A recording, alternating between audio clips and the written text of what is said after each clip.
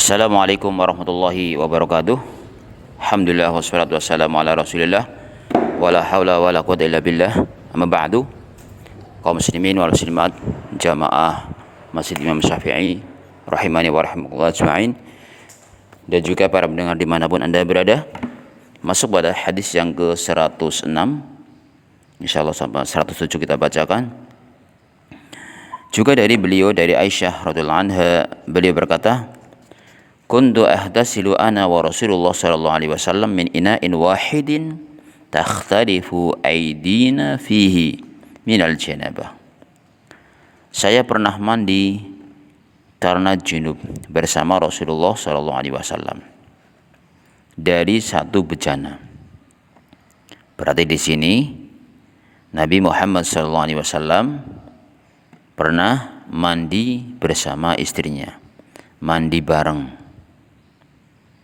Dan itu yang diajarkan oleh Nabi kita Muhammad SAW.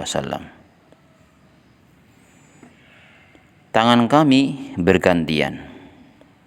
Takhtalifu aidina. Tangan kami bergantian mengambil air dalam bejana tersebut. Takhtalifu aidina fihi minal jabah. Subhanallah, ini kondisi bagaimana keluarga Nabi Muhammad SAW yang begitu harmonis, yang hendaknya kita berusaha mengikuti jejak Nabi Muhammad SAW, yang itu menunjukkan boleh ketika seorang suami istri mandi bersama. Kemudian kita baca tahqiqnya, diriwayatkan oleh Al-Bukhari juz yang pertama nomor 74 dan Muslim nomor 256 juz yang pertama juga. Ibnu Hibban menambahkan, wataltaqi, dan tangan kami bertemu ketika mengambil air. Subhanallah. Bagaimana tahqiqnya di sini? Diriwayatkan oleh Ibnu Hibban juz yang ketiga nomor 395. Al-Hafidz Ibnu Hajar berkata dalam Fathul Bari maksudnya, dan dia mengindikasikan bahwa kata wataltaqi adalah sisipan mudraj.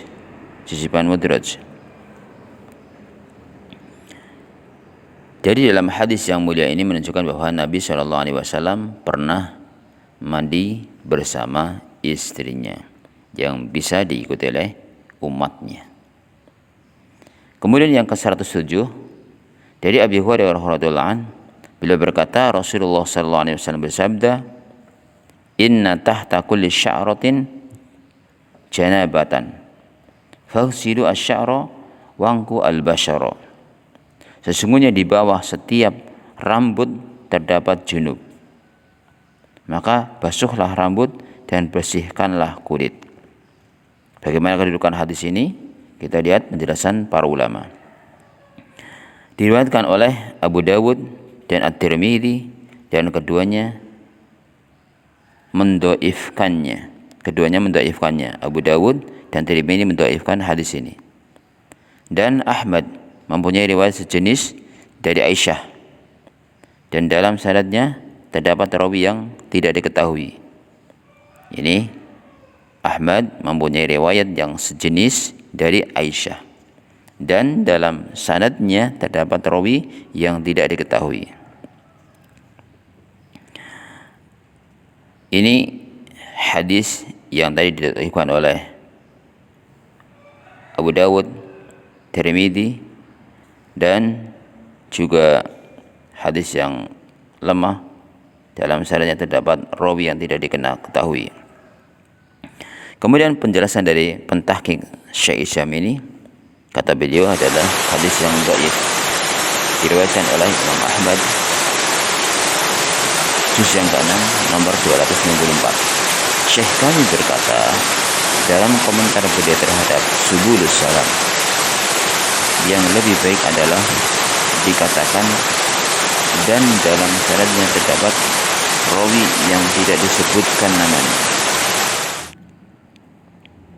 sebagaimana dia itu Al-Haythami berkata dalam Al-Majma' juz yang pertama 272, hal itu agar tidak dilontarkan perkataan kepada beliau Ibnu Hajar seperti perkataan pensyarah As-Sun'ani, dan beliau Ibnu Hajar tidak menyebutkan dengan jelas siapa yang ada di dalam sanad itu. Jadi inti dari hadis yang dibawakan yang 107 ini, sesungguhnya di bawah setiap rambut terdapat junub, maka basuhlah rambut dan bersihkanlah kulit. Ini hadis yang lemah. Karena kalau demikian akan bertentangan dengan hadis yang sudah kita sampaikan, di mana ketika seorang wanita itu memakai gelungnya itu tidak harus diurai. Kalau tidak diurai, otomatis ada bagian yang tidak terkena, ujungnya bisa nggak terkena, beberapa rambut atau ini bisa terkena, bisa tidak terkena maksudnya kalau tidak diurai. Maka pantas kalau hadis ini dikatakan oleh para ulama adalah hadis yang lemah. Jadi intinya kita berusaha mengikuti ajaran Nabi Muhammad SAW dan juga kita melihat hadis ini apakah sahih atau tidak. Ketika sahih kita ikuti, ketika lemah maka tidak bisa menjadi hujjah. Wallahu ta'ala a'lam bishawab. Demikian, semoga bermanfaat dan mohon maaf atas segala kesalahan dan kekurangan kami. Dan kita tutup doa dengan doa kafaratul majlis. Subhanakallahumma wa bihamdika asyhadu an la ilaha illa anta astaghfiruka wa atubu ilaik. Assalamualaikum warahmatullahi wabarakatuh.